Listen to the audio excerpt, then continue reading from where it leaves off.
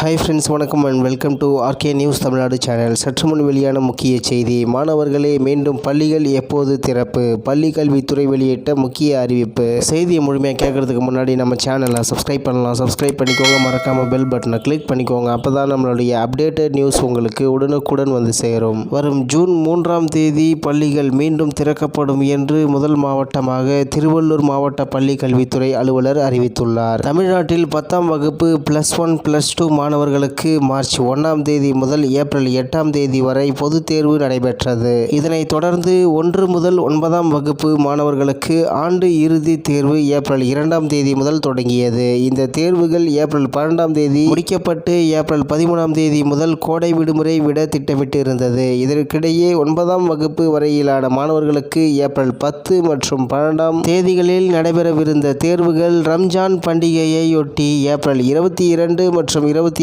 ஆகிய தேதிகளுக்கு ஒத்திவைக்கப்பட்டன.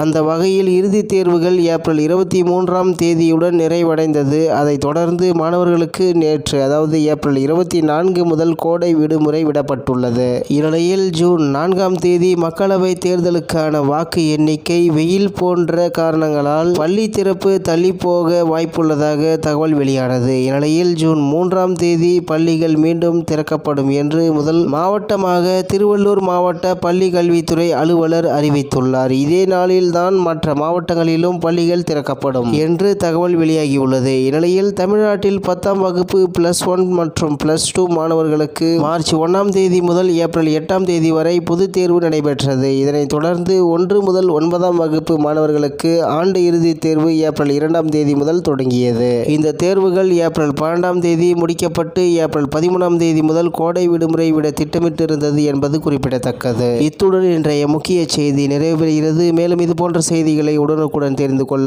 RK news Tamil Nadu சேனலுடன் இணைந்திருங்கள். நன்றி, வணக்கம்.